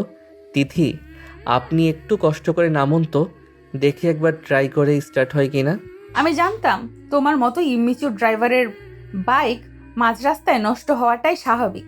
এখন কি হবে শুনি? আমি কি এই ভর দুপুরে রাস্তার মাঝখানে দাঁড়িয়ে রোদে পুড়বো? আহা তিথি, এভাবে গরম হচ্ছেন কেন? রোদে পুড়লে তো আপনার ওই ফর্সা গাল দুটো লাল হয়ে যাবে। সামনে একটা মেকারের দোকান আছে, ওখানে দিয়ে আসি। আপনি বরং একটু হেঁটে সামনে এগিয়ে যান, আমি আসছি। আকাশ বাইক ঠেলে ম্যাকারের দোকানে দিয়ে দ্রুত পায়ে হেঁটে তিথির পাশে এসে দাঁড়ালো। তিথি তখন বিরস মুখে ফুটপাত দিয়ে হাঁটছে আর আকাশকে মনে মনে বকছে। ঠিক সেই সময় রাস্তার পাশে এক বাদাম বিক্রেতাকে দেখে আকাশের মাথায় দুষ্ট বুদ্ধি খেলে গেল। সে চট করে গিয়ে এক ঠোঙ্গায় গরম বাদাম কিনে এনে তিথির সামনে খুব কায়দা করে ধরল। এই নিন তিথি ম্যাডাম, আপনার জন্য একদম স্পেশাল প্রেম ফল নিয়ে এসেছি। ধরুন আর ভক্তি ভরে খাওয়া শুরু করুন। প্রেম ফল মানে কি? আকাশ, তুমি কি গরমে পাগল হয়ে গেলে নাকি? এটা তো সাধারণ চীনা বাদাম। এই ছাইপাশকে তুমি প্রেম ফল বলছো কেন? আরে না, এটাই আসল প্রেম ফল। আপনার ওই পাষাণের মতো হৃদয়ে তো প্রেমের লেশমাত্র নেই। সারাক্ষণ তো খতরনাক সিনিয়রের মতো আমাকে ধমকান। আমার মনে হয় এই ফল খেলে আপনার ভেতরে আমার জন্য একটু হলেও প্রেম জাগবে, তাই তো শখ করে কিনে আনলাম। তোমার এত বড় সাহস আকাশ! তুমি আমাকে বাদাম খাইয়ে প্রেম জাগাতে চাইছো? আমাকে কি তোমার ক্লাসের ওই কচি খুকি মনে হয় যে বাদাম দিলেই গলে যাব? দাঁড়াও, আজ তোমার পিঠের চামড়া আমি তুলবো। আরে ধরুন না, আপনার তো আবার সিনিয়রিটি অনেক বেশি। স্পিড কি কম পড়ে গেল নাকি? প্রেম ফল কিন্তু ঠান্ডা হয়ে যাচ্ছে তিথি, ধরুন আমাকে। তিথির আগে ফুসতে ফুসতে তার ব্যাগটা পাড়িয়ে ধরে আকাশকে মারার জন্য তাড়া করলো। আকাশ হাসতে হাসতে সামনের দিকে দৌড় দিল। তিথিও তার পিছু পিছু দৌড়াচ্ছে। রাস্তার মানুষ অবাক হয়ে দেখছে এই সুন্দর জুটিটার খুনসুটি। আকাশ বারবার পেছন ফিরে তাকিয়ে তিথিকে ভেঙচি কাটছে, আর তিথি রাগে লাল হয়ে তাকে ধরার চেষ্টা করছে। তিথি, আপনি কি হাঁপিয়ে গেলেন? একজন সিনিয়র হয়ে জুনিয়রের সাথে দৌড়ে পারছেন না? এটা তো লজ্জার কথা। এই নিন আপনার প্রেম ফল, একটু খেয়ে এনার্জি নিন। আকাশ, তুমি যদি একবার আমার হাতে ধরা পড়ো তবে কলেজের ওই নাচের স্টেপ আমি তোমার হাড় গোড় ভেঙে শেখাবো। থামো বলছি, তুমি কি থামবে না? না, একদম না। আগে বলুন আপনি স্বীকার করছেন কিনা যে আমি আপনার প্রিয় স্বামী। এটা স্বীকার করলেই আমি থেমে যাব, কথা দিচ্ছি। ফালতু কথা বলবে না। তুমি আমার জাস্ট একটা জ্বালাতনকারী জুনিয়র। এখনই থামো বলছি আকাশ। এভাবে হাসাহাসি আর ধাওয়া পাল্টা ধাওয়ার মাধ্যমে তারা যখন নির্জন রাস্তার এক মোড়ে পৌঁছালো, ঠিক তখনই হুট করে একটা কালো রঙের দামি গাড়ি প্রচণ্ড গতিতে এসে সজোরে ব্রেক কষে তাদের একদম সামনে দাঁড়ালো। টায়ারের ঘর্ষণের শব্দে পুরো এলাকায় কেঁপে উঠল। আকাশ আর তিথি দুজনেই মুহূর্তের মধ্যে স্থির হয়ে গেল। আকাশের মুখে থাকা দুষ্টামি হাসিটা নিমিষেই মিলিয়ে গেল। সে দ্রুত তিথিকে আড়াল করে তার সামনে ঢাল হয়ে দাঁড়িয়ে পড়ল। কে এই গাড়িতে? এইভাবে রাস্তা ব্লক করে দাঁড়ানোর সাহস কার হলো? তিথি, আপনি একদম আমার পেছনে শক্ত করে থাকুন, ভয় পাবেন না। আকাশ, গাড়িটা তো আমার খুব চেনা লাগছে, কিন্তু এই মানুষটা তো এখানে থাকার কথা নয়। আমি খুব ভয় পাচ্ছি আকাশ, কিছু একটা গন্ডগোল আছে। গাড়ির কাজ ধীরে ধীরে নিচে নামতে শুরু করলো। আকাশের বুকের ভেতরটা তখন ধকধক করে উঠল। গাড়ির ভেতর থেকে একজোড়া তীক্ষ্ণ এবং শীতল চোখ তাদের দিকে সরাসরি তাকিয়ে আছে। গাড়ির দরজা খুলে যখন সেই ব্যক্তিটি ধীর পায়ে বেরিয়ে এলো, তখন তিথির পায়ের নিচে মাটি যেন সরে গেল। লম্বা গরম চোখে দামি সানগ্লাস আর চেহারায় এক অদ্ভুত জেদ নিয়ে দাঁড়িয়ে আছে সায়ান। সে হলো তিথির বাবার বিজনেস পার্টনারের ছেলে, যার সাথে কয়েকদিন আগে তিথির বিয়ে হওয়ার কথা ছিল। শ্যান সানগ্লাসটা খুলে পকেটে রাখলো এবং তার ছেলের হাসি দিয়ে তিথির দিকে এগোতে শুরু করলো। আকাশ তখনও তিথির সামনে শক্ত হয়ে দাঁড়িয়ে আছে এবং তার চোখ জোড়া শায়ানের ওপর স্থির। তিথি, তোমাকে ভাবে রাস্তার মাঝখানে এক পিচ্চি ছেলের সাথে দৌড়াদৌড়ি করতে দেখবো ভাবিনি। কেমন আছো তুমি? তোমার সাথে আমার কিছু জরুরি কথা আছে, যা বলা খুব প্রয়োজন। তোমার সাথে আমার কোনো কথা নেই সায়ান। তুমি আজ এখানে কোন সাহসে এসেছো? যে ছেলে বিয়ের আসরে বর সেজে আসার সাহস পায় না, তার সাথে কথা বলার কোনো রুচি আমার নেই। তুমি এক্ষুনি এখান থেকে চলে যাও সায়ান। তিথি প্লিজ একবার বোঝার চেষ্টা করো। সেদিন আমি কেন আসিনি তার পেছনে একটা বড় কারণ ছিল। আমি তোমাকে অনেক রিকোয়েস্ট করেছি, জাস্ট 5টা মিনিট আমার কথা শোনো। আমি সব বুঝিয়ে বলতে পারি যদি তুমি সুযোগ দাও। শোনেন মিস্টার, উনি আপনাকে চলে যেতে বলেছেন, তার মানে আপনি এখনই এখান থেকে বিদায় হবেন। আর যে পিচ্চি ছেলের কথা বললেন, সেই ছেলেই এখন তিথির স্বামী। তাই নিজের লিমিট ক্রস করবেন না এবং দূরে গিয়ে কথা বলুন। তুমি কি জানো কার সাথে কথা বলছো পিচ্চি? তিথি, তুমি কি সত্যি এই বাচ্চা ছেলেটার কথা শুনে আমাকে ফিরিয়ে দেবে? আমাদের সম্পর্কটা এত ঠুনকো ছিল না। একবার, মাত্র একবার আমার কথা শোনো তিথি। আকাশ, ওর কোনো কথা শোনার দরকার নেই। ও একটা চরম প্রতারক। চলো আমরা এখান থেকে চলে যাই। আমি ওর ছায়াও মারাতে চাই না। ওকে দেখার পর আমার ঘৃণা হচ্ছে আকাশ। তিথি আকাশের হাত শক্ত করে ধরল। আকাশ শ্যানকে একটা কড়া চাহনি দিয়ে তিথিকে নিয়ে সেখান থেকে হাঁটতে শুরু করলো। শ্যান বারবার তিথিকে ডাকার চেষ্টা করলো এবং অনেক রিকোয়েস্ট করলো, কিন্তু তারা কেউ পেছনে ফিরে তাকালো না। তারা দ্রুত একটা রিক্সা নিয়ে বাড়ির দিকে রওনা দিল। শ্যান রাস্তার মাঝখানে দাঁড়িয়ে রাগে ফুঁসতে ফুঁসতে নিজের মতোই বিড়বিড়িয়ে উঠল। দিদি, কাজটা তুমি একদম ঠিক করলে না। এই পিচ্চি জুনিয়র ছেলেটার সাথে আমাকে এভাবে অপমান করলে, মনে রেখো এর দাম তোমাকে খুব চড়াভাবে দিতে হবে। সায়ান যা চায় তা পাওয়ার জন্য যে কোনো সীমা পার করতে পারে। তুমি আমার হাত থেকে বাঁচতে পারবে না। বিয়ের আগের দিন তুমি আমাকে নিজে ফোন করে বললে তুমি বিয়েটা করতে চাও না, তুমি একটু সময় চাও। তোমার কথা রাখতে আমি রিস্ক নিয়ে সেদিন বিয়ে করতে আসলাম না, কিন্তু তুমি ঠিকই বিয়ে করে নিলে। ঠিক আছে, ব্যাপার না। তুমি আমাকে শান্তি দাওনি, আমিও তোমাকে শান্তিতে থাকতে দেব না। তোমার পুরো পরিবারকে ধ্বংস করে আমি রাস্তায় নিয়ে আসবো, আই প্রমিস। বাড়িতে ফেরার পথে আকাশ আর তিথি দুজনেই খুব চুপচাপ ছিল। শ্যানের হঠাৎ ফিরে আসা, তার উপর এই রহস্যময়ী হুমকি তিথির মনের ভেতর এক অজানা ভয় ঢুকিয়ে দিয়েছে। তবে আকাশ মনে মনে ঠিক করেছে, ওই লোকটা যদি আবার বিরক্ত করে তাহলে সে এর কঠিন বিহিত করবে। বাড়িতে ফিরে তারা স্বাভাবিক হওয়ার চেষ্টা করলো। রাতে ডিনার টেবিলে সবার সাথে হাসি মুখে কথা বলল। দুজনের মনের কোণে তখনও শায়ানের ছায়া লেগে আছে। ডিনার শেষ হতে না হতে আকাশের বাবা এক বিশেষ ঘোষণা দিলেন। আকাশ, তিথিমা, মন দিয়ে শোনো। কাল সকালে তোমাদের দুজনের কোনো জরুরি কাজ নেই তো? তিথির বাবা আজ ফোন করেছিলেন। উনি তোমাদের দুজনকে কাল ওনাদের বাড়িতে দাওয়াত করেছেন। অনেক দিন তো হলো, তিথিও নিজের বাড়িতে যাওয়া হয়নি। সত্যি আব্বু, বাবা ফোন করেছিলেন? আমি তো ভাবতেই পারিনি এত তাড়াতাড়ি বাড়িতে যাওয়ার সুযোগ পাবো। আমি কি সত্যিই কাল যেতে পারবো আব্বু? মা বাবার কথা খুব মনে পড়েছিল। ঠিক আছে আব্বু, তুমি যখন বলছো তখন যাবই। তবে তিথি ম্যাডাম, আপনার বাবার বাড়িতে গিয়ে আবার আমাকে জুনিয়র বলে সব ভুলে যাবেন না তো? সেখানেও কিন্তু আমি আপনার স্বামী হিসেবেই যাচ্ছি, মনে থাকে যেন। আপনিও না আকাশ, সব সময় আপনার মাথায় ওইসব দুষ্টুমি বুদ্ধি ঘুরে। আব্বু, আমরা কাল সকালেই বেরিয়ে পড়বো। অনেক কেনাকাটাও করতে হবে বাবার বাড়ির সবার জন্য। আমি সত্যিই খুব খুশি।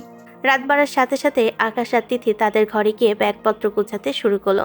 তিথি খুব খুশি, কারণ সে তার প্রিয় মানুষদের কাছে ফিরেছে। কিন্তু আকাশের মনে তখনও শায়নের সেই হুমকি বাজছে। ব্যাগ গুছানোর ফাঁকে আকাশ এবার তিথির দিকে তাকালো। তিথি তখন আলমারি থেকে নিজের জামাকাপড় বের করতে ব্যস্ত। তিথি, একটা কথা জিজ্ঞেস করি, শায়ানের সাথে আপনার কি কোনো পুরনো শত্রুতা আছে? ওর চোখের ভাষা কিন্তু আমার মোটেও ভালো লাগেনি। লোকটাকে খুব বিপজ্জনক মনে হচ্ছে আমার।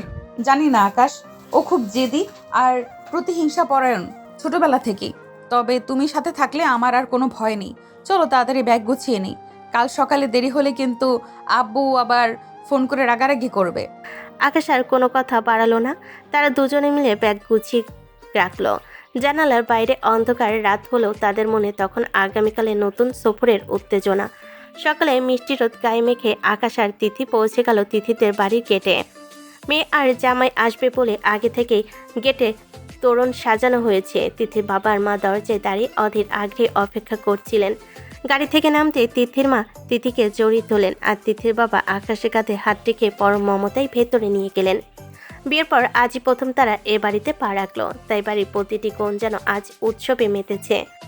এসো বাবা আকাশ, ভেতরে এসো। তোমার জন্য কত কি রেঁধে রেখেছি। আমার তিথিমাটা কি তোমাকে খুব জ্বালিয়েছে কয়দিন?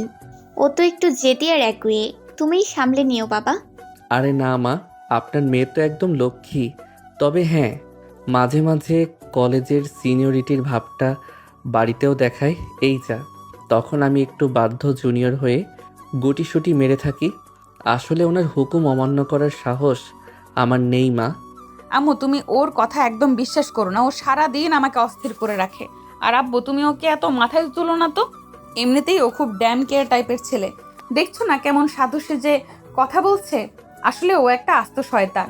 দেখেছেন আব্বু, আপনার সামনে আমাকে শয়তান বলছে। আমি তো শুধু আপনার মেয়ের নাচের টিচার হিসেবে একটু কড়া শাসন করি, এতেই ওনার এত রাগ। আপনি বিচার করুন, শিক্ষককে কি কেউ এভাবে অপমান করে? তোরা দেখছি এখনো সেই আগের মতো আছিস। চল আগে ভেতরে চল, অনেক গল্প হবে। আগে পেট পুড়ে খাওয়া দাওয়াটা শেষ করি। জামাই বলে কথা, আজ কিন্তু কোনো ডায়েট চলবে না আকাশ।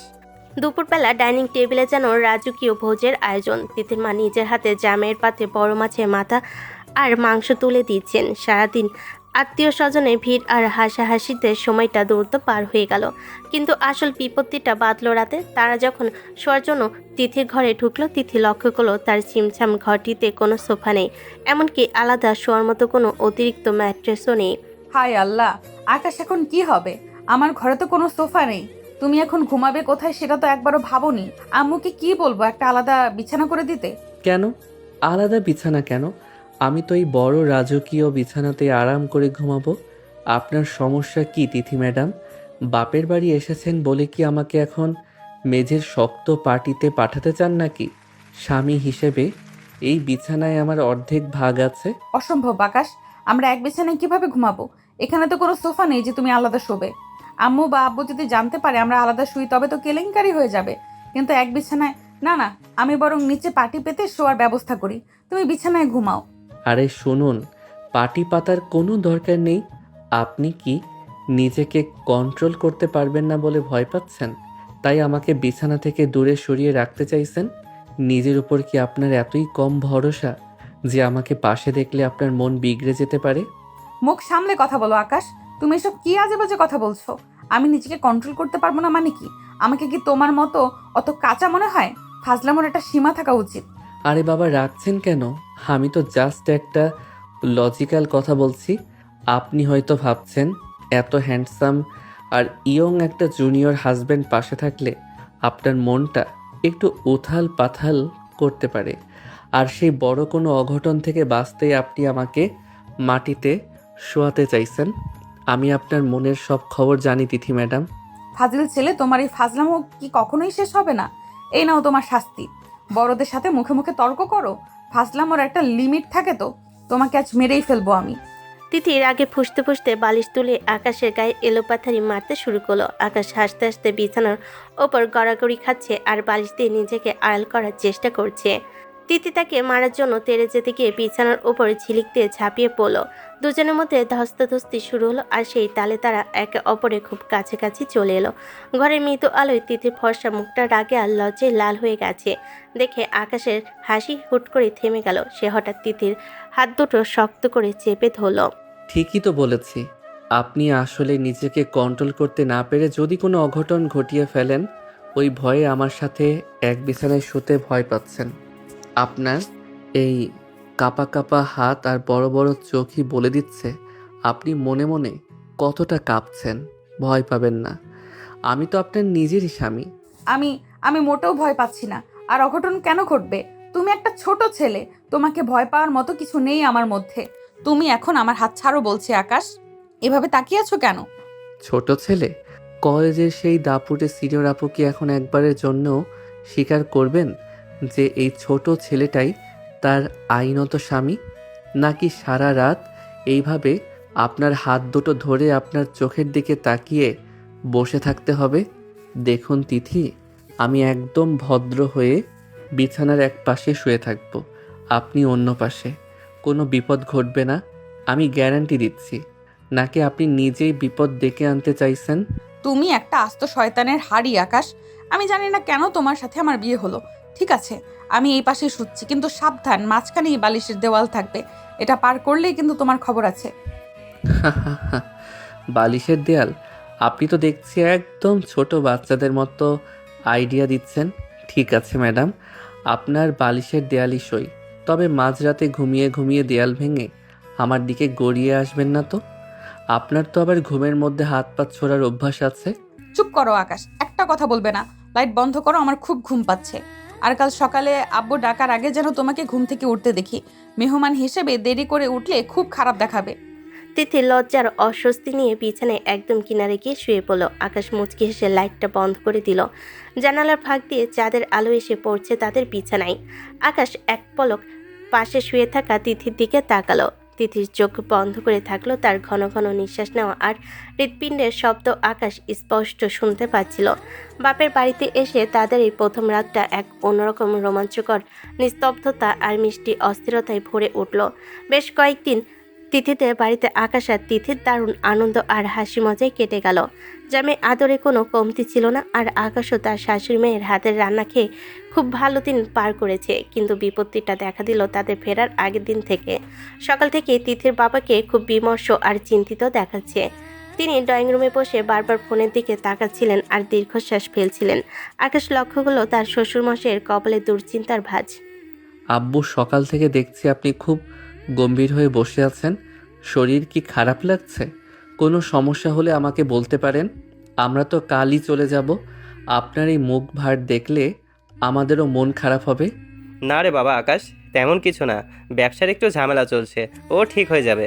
তুই ব্যস্ত হোস না, তোরা আনন্দ কর, আমি একটু আছি। বাবা, তুমি লুকানোর চেষ্টা করছো কেন? আমি তো দেখছি তুমি ফোন ধরছো না আর বারবার অস্থির হয়ে পায়চারি করছো। আম্মুও বলছিল তুমি নাকি রাতে ঘুমাওনি। কি হয়েছে বলবে তো? তিথির বাবা কথাটি এড়িয়ে গিয়ে নিজের ঘরের দিকে চলে গেলেন। কিন্তু দুশ্চিন্তা মানুষের শরীরের উপর কতটা প্রভাব ফেলে তা বোঝা গেল কিছুক্ষণ পরে। বিকেলের দিকে হঠাৎ করে তিথির বাবা সোফা থেকে উঠতে গিয়ে মাথা ঘুরে পড়ে গেলেন। সারা বাড়িতে হুলুস থুলুস পড়ে গেল। আকাশ দ্রুত তাকে ধরে সোফায় শুয়ে দিল এবং মুহূর্তের মধ্যে অ্যাম্বুলেন্স ডেকে তাকে শহরের বড় হাসপাতালে নিয়ে যাওয়া হলো। ডাক্তার জানালেন অতিরিক্ত মানসিক চাপের কারণে আজ ওনার রক্তচাপ বেড়ে গিয়ে এই অবস্থা হয়েছে। ওগো, তোমার কি হলো? তিথিরে, তোর বাবার তো কখনো এমন হয়নি। আমি এখন কি করব? এই হাসপাতালে তো অনেক খরচ। আমার তো মাথায় কাজ করছে না। আম্মু তুমি শান্ত হও, আকাশ তো আছে, আমি আছি, বাবার কিছু হবে না। বাবা তুমি বরং রিসিপশনে গিয়ে কথা বলো, ভর্তির জন্য কত টাকা লাগবে। আমি বাবার কার্ড আর চেক বই নিয়ে আসছি। আপনি চিন্তা করবেন না মা, আমি সব দেখছি। তিথি, আপনি কার্ডটা দিন, আমি এখনই বিল মিটিয়ে দিচ্ছি। আকাশ তিথির বাবার বিজনেস কার্ড নিয়ে কাউন্টারে বিল দিতে গেল। কিন্তু কিছুক্ষণ পরে আকাশ ফিরে এলো খুব গম্ভীর মুখ নিয়ে। তার পেছনে হাসপাতালে এক কর্মচারী এসে দাঁড়ালো। আকাশের চোখের কোণে তখন এক ধরনের বিস্ময় আর রাগ কাজ করছে। তিথি, একটা বড় সমস্যা হয়ে গেছে। আপনার বাবার বিজনেস অ্যাকাউন্টের সব কার্ড ডিক্লাইন করছে। এমনকি সেভিংস অ্যাকাউন্টেও কোনো ব্যালেন্স নেই দেখাচ্ছে। হাসপাতালের লোক বলছে অ্যাকাউন্ট নাকি পুরোপুরি ফাঁকা। কি বলছো এইসব আকাশ? অসম্ভব। বাবার অ্যাকাউন্টে তো সব সময় পর্যাপ্ত পরিমাণ টাকা থাকে। কয়েকদিন আগেই তো বড় একটা পেমেন্ট ঢোকার কথা ছিল। আব্বু তুমি কি কিছু জানো? হঠাৎ অ্যাকাউন্ট ফাঁকা হলো কিভাবে? আমি তো কিছুই জানি না মা। তোর বাবা তো ব্যবসার সব কাজ সায়ান আর ওর বাবার সাথে পার্টনারশিপে করতো। ইদানিং সায়ানের সাথে বিয়ের কথা ভেঙে যাওয়ায় ওনারা নাকি একটু ঝামেলা করেছিলেন, কিন্তু টাকা সব উধাও হয়ে যাবে সেটা তো ভাবিনি। আকাশ এই কথা শুনে আর এক মুহূর্ত দেরি করল না। সে তার নিজের কিছু সোর্স ব্যবহার করে এবং ব্যাংকের পরিচিত একজনের মাধ্যমে তখনই ইনভেস্টিগেশন শুরু করলো। প্রায় ঘন্টাখানেক ছোটাছুটির পর আকাশ যখন ফিরে এলো তখন তার জল শক্ত হয়ে আছে, রাগে তার হাত কাঁপছে। তিথি, আমি জানতে পেরেছি কি হয়েছে। এটা কোনো টেকনিক্যাল সমস্যা নয়, এটা একটা পরিকল্পিত ধোঁকাবাজি।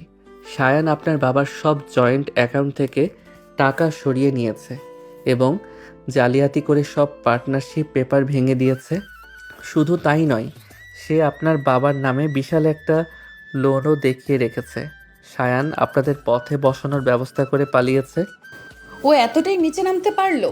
শুধু বিয়ে ভেঙেছি বলে ও আমার বাবার তিল তিল করে গড়া ব্যবসাটাও শেষ করে দিল। আকাশ, এখন বাবার চিকিৎসা হবে কিভাবে? আমরা তো এখন একদম অসহায় হয়ে পড়লাম। অসহায় ভাববেন না তিথি। সায়ান ভেবেছে সে খুব চালাক, কিন্তু সে জানে না সে কার সাথে পাঙ্গা নিয়েছে। ও আমার পরিবারের সম্মান নিয়ে খেলেছে। আমি প্রতিজ্ঞা করছি তিথি, সায়ানকে আমি এমন শিক্ষা দেব যে ও জীবনে আর কোনো মেয়ের দিকে তাকানোর সাহস পাবে না। সায়ান যা যা কেড়ে নিয়েছে আমি তার ডাবল ওর থেকে উসুল করব। আকাশের কণ্ঠস্বরে এমন এক দৃঢ়তা ছিল যে তিথি তার মা আর কিছুটা আশ্বস্ত হলেন, কিন্তু হাসপাতালে বেডে শুয়ে থাকা নিথর তিথির বাবার দিকে তাকিয়ে সবার মনে একরাশ আতঙ্ক দানা বাঁধল। আকাশ মনে মনে সায়নের বিরুদ্ধে এক মারাত্মক শক কষতে শুরু করলো। কলেজে সেই চঞ্চল জুনিয়র ছেলেটা যেন মুহূর্তেই এক গম্ভীর আর প্রতিহিংসা পরায়ণ পুরুষে পরিণত হলো। লড়াইটা এখন আর শুধু সায়ন আর তিথির মধ্যে নেই, এটা এখন আকাশের সম্মানের লড়াই। গত কয়েকটা দিন আকাশের উপর দিয়ে যেন প্রলয় বয়ে গেছে। সে ঠিকমতো খাওয়া দাওয়া বা ঘুম কিছুই করেনি। তার চোখে মুখে ছিল শুধু প্রতিশোধের নেশা। আকাশ তার বন্ধুদের এবং ব্যক্তিগত কিছু আইনি সোর্সের সাহায্যে নিয়ে দিনরাত এক করে সায়নের সব জালিয়াতি নথিপত্র জোগাড় করেছে। অবশেষে আকাশ সার্থক হলো। সায়ন এবং তার বাবা যে অত্যন্ত চতুরতার সাথে তিথির বাবার সই জাল করে ব্যাংক অ্যাকাউন্ট ফাঁকা করেছে, তার সব অকাঠ্য প্রমাণ এখন আকাশের ব্যাগে। আকাশ পুলিশ ফোর্স নিয়ে সরাসরি সায়ন্তর অফিসে হানা দিল। সায়ন তখন নিজের কেবিনে বসে জয়ের হাসি হাসছিল। ঠিক তখনই পুলিশ তার হাতে হাতকড়া পরিয়ে দিল। আকাশ, তুমি কাজটা মোটেও ভালো করলে না। তুমি জানো না আমি কে? এই পিচ্ছে একটা ইম্যাচিওর ছেলে হয়ে তুমি আমার এত বড় ব্যবসায়িক সাম্রাজ্য ধ্বংস করলে। তোমার সাহস তো কম নয়। পুলিশ অফিসার, আপনারা ওকে কেন ধরছেন না? ও তো জাস্ট একটা কলেজের স্টুডেন্ট। মিস্টার সায়ান, চিৎকার করে লাভ নেই। আপনি যাকে কলেজের স্টুডেন্ট ভেবে তুচ্ছ তাচ্ছিল্য করছেন, সেই স্টুডেন্টই আপনার জালিয়াতের সব নাড়িভুড়ি বের করে ফেলেছে। এই যে দেখুন আপনার জাল সইয়ের কপি আর ট্রান্সফার হিস্ট্রি। আপনি ভেবেছিলেন তিথির বাবাকে হসপিটালে পাঠিয়ে আপনি সব হজম করে ফেলবেন। আকাশ থাকতে সেটা অসম্ভব। অফিসার, ওকে এখনই নিয়ে যান। তিথি কোথায়? আমি ওর সাথে কথা বলতে চাই। তিথিকে ডাকো। ও নিশ্চয়ই এসব জানে না। ও জানলে কখনোই আমাকে এভাবে জেলে পাঠাতে পারতো না। ঠিক সেই সময় তিথি আর তার বাবা হসপিটাল থেকে ছাড়া পেয়ে পুলিশের গাড়ির শব্দ শুনে সেখানে এসে পৌঁছলেন। তিথির বাবা এখনও বেশ দুর্বল। তিনি তার চোখের সামনে সায়নদের এই জঘন্য রূপ দেখে তিনি পাথর হয়ে দাঁড়িয়ে রইলেন। সায়ন তিথিকে দেখা মাত্রই পাগলের মতো তার দিকে এগিয়ে যাওয়ার চেষ্টা করতে লাগলো। তিথি, তিথি শোনো তিথি, আমি তোমাকে সত্যি অনেক ভালোবাসতাম। আমি তোমাকে বিয়ে করে রাজা রানীর মতো সুখে রাখতে চেয়েছিলাম, কিন্তু তুমি কি করলে? তুমি বিয়ের আসর থেকে পালিয়ে গিয়ে আমাকে পুরো সমাজের সামনে অপমান করলে। আমি তো আসতে চেয়েছিলাম, কিন্তু তুমি তো আমাকে ভয় দেখিয়ে ব্ল্যাকমেল করে আসতে নিষেধ করেছিলে। আর এখন এই ছোট্ট একটা ছেলেকে বিয়ে করে স্বামী স্ত্রী খেলা করছো। এটা কি ঠিক হলো তিথি? আমার প্রতি তোমার কি কোনো মায়া নেই? ভালোবাসা? তুই এই পবিত্র শব্দটা তোর মুখে আনিস না সায়ান। ঘৃণা হচ্ছে আমার। তুই ভালোবাসার মানে বুঝিস? তুই আমার বাবাকে পথে বসাতে চেয়েছিলি, তাকে হার্ট অ্যাটাক পর্যন্ত করিয়েছিস শুধু টাকার লোভে। তুই বলছিস আমায় ভালোবাসতিস? যে মানুষটা তোকে নিজের সন্তানের মতো বিশ্বাস করতো, তার সব কেড়ে নিয়ে তুই এখন বড় বড় কথা বলছিস। তিথি আর নিজেকে এক মুহূর্তের জন্য নিয়ন্ত্রণ করতে পারল না। সে সজোরে সায়নের গালে পরপর কয়েকটা চর কষিয়ে দিল। সায়নের মাথাটা অপমানে একদিকে হেলে পড়ল, আর পুরো অফিস এলাকা এক লহমায় নিস্তব্ধ হয়ে গেল। ভাগ্যিস সেদিন তোকে ব্ল্যাকমেল করে বিয়েটা ভেঙেছিলাম সায়ান, না হলে আজ তোর মতো একটা হীনমন্য জানোয়ারের ঘরে আমাকে বন্দিনী হয়ে থাকতে হতো। তোর মতো নিচু মনের মানুষের ছায়াও যে আমি মারাইনি, তার জন্য আমি নিজেকে হাজারবার ভাগ্যবতী মনে করি। তুই যাকে বারবার বাচ্চা ছেলে বলে অপমান করছিস, সেই আকাশই আজ প্রমাণ করে দিয়েছে যে সে তোর চেয়ে 1000 গুণ বেশি যোগ্য এবং প্রকৃত পুরুষ। ও আজ আমার বাবাকে জমের দুয়ার থেকে ফিরিয়ে এনেছে, আর আমাদের পরিবারের সম্মান ধুলো থেকে তুলে এনেছে। তুই ওর নখেরও যোগ্য নোস। তিথি, তুমি ভুল করছো। এই ছেলেটা তোমাকে কখনোই আমার মতো স্ট্যাটাস দিতে পারবে না। তুমি একদিন ঠিকই আফসোস করবে। আকাশ, তুমি জিতে গিয়েও হেরে গেলে, আমি ফিরে আসবই। সেই সুযোগ আপনি পাবেন না সায়ান সাহেব। জেলের ঘানি টানতে টানতে আপনার সব স্ট্যাটাস বেরিয়ে যাবে। পুলিশ অফিসার, দয়া করে এই জঞ্জালগুলোকে এখান থেকে সরিয়ে নিয়ে যান। এদের মুখ দেখতেও ঘৃণা লাগছে আমাদের। পুলিশের গাড়ি শান আত্মার বাবাকে নিয়ে সাইরেন বাজিয়ে চলে গেল। রোদের তেজ তখন অনেকটা কমে এসেছে। অফিসের সামনে তখন এক অদ্ভুত নিস্তব্ধতা। তুলির বাবা এতক্ষণ দূরে দাঁড়িয়ে সব দেখছিলেন। তার চোখে তখন অন্তপে জল টলমল করছিল। তিনি ধীর পায়ে কম্পিত হৃদয় আকাশের সামনে এসে দাঁড়ালেন। আকাশের মাথায় হাত রেখে তিনি নিঃশব্দে কান্নায় ভেঙে পড়লেন। আকাশ বাবা, আমাকে তুমি ক্ষমা করে দাও। আমি একটা অপরাধী। আমি শুধু ব্যবসার সাথে নিজের ব্যবসায়িক পার্টনারশিপ বাঁচানোর জন্য আমার কলিজার টুকরো মেয়েটাকে ওই পশুর হাতে তুলে দিতে চেয়েছিলাম। আমি অন্ধ হয়ে গিয়েছিলাম ক্ষমতার লোভে। আর যদি তুমি না থাকতে, তবে আমার মেয়েটাকে সারাটা জীবন মরুভূমি হয়ে যেত, আর আমি মরে কবরে শান্তি পেতাম না। আমি আজ নিজের ভুল বুঝতে পারছি বাবা। আব্বু, প্লিজ ওসব পুরনো দুঃখের কথা মনে করে নিজেকে ছোট করবেন না। আপনি তিথির বাবা, মানে আজ থেকে আপনি আমারও পরম শ্রদ্ধেয় বাবা। আপনার বিপদ দেখা আর আপনার সম্মান বাঁচানো আমার দায়িত্ব ছিল। আর তিথি তো শুধু আমার কলেজের সিনিয়র আপু নয়, ও এখন আমার জীবন। ওর জন্য আমি পৃথিবীর যে কোনো শক্তির সাথে লড়তে পারি। বাবা, তুমি নিজের ভুল বুঝতে পেরেছো, এটাই আমাদের কাছে সবচাইতে বড় পাওয়া। আমাদের ঘর বাড়ি বা টাকা পয়সা হয়তো সায়নরা কেড়ে নিতে চেয়েছিল, কিন্তু আমাদের পরিবারের এই আত্মিক টান কেউ কোনো দিন কেড়ে নিতে পারবে না। আর আকাশ, ও হয়তো বয়সে আমার ছোট, কিন্তু ওর সাহসিকতা আর ওর মনটা হিমালয়ের মতো বিশাল। আমি গর্বিত যে ও আমার স্বামী। তিথির বাবা আকাশের হাত দুটো শক্ত করে জড়িয়ে ধরলেন। তার মনে আজ এক পরম প্রশান্তি খেলা করছে। তিনি বুঝতে পারলেন যে আকাশ শুধু একজন ভালো জামাই নয়, সে এই পরিবারের সত্যিকারের মেরুদণ্ড এবং রক্ষাকর্তা। আকাশ আর তিথি একে অপরের দিকে এক গভীর দৃষ্টিতে তাকালো। তাদের এই টক ঝাল মিষ্টির সম্পর্কের আড়ালে আজ এক গভীর শ্রদ্ধা আর অটুট ভালোবাসার জন্ম নিল। বাড়ি ফেরার পথে রিকশায় আকাশের কাঁধে আলতো করে মাথা রেখে তিথি ভাবল, জীবনের সবচেয়ে কঠিন সময়ে সে সবচেয়ে সঠিক মানুষটিকেই খুঁজে পেয়েছে। শায়নে সেই জঘন্য চক্রান্তের কালো মেঘ কেটে যাওয়ার পর আকাশ আর তিথির জীবনে এক নতুন ভোরের সূচনা হয়েছে। তিথির বাবা এখন পুরোপুরি সুস্থ, আর আকাশ এখন তিথির চোখে শুধুই একজন জুনিয়র নয়, বরং তার বিপদের পরম বন্ধু আর রক্ষাকর্তা। দিন দিন তাদের সম্পর্কের রসায়ন যেন আরও গাঢ় আর মায়াবী হয়ে উঠছে। কলেজের ক্লাস শেষে বাড়ি ফিরে এখন আর তারা আগের মতো সাপে নেউলে ঝগড়া করে না, বরং একে অপরের সান্নিধ্য পাওয়ার জন্য মুখিয়ে থাকে।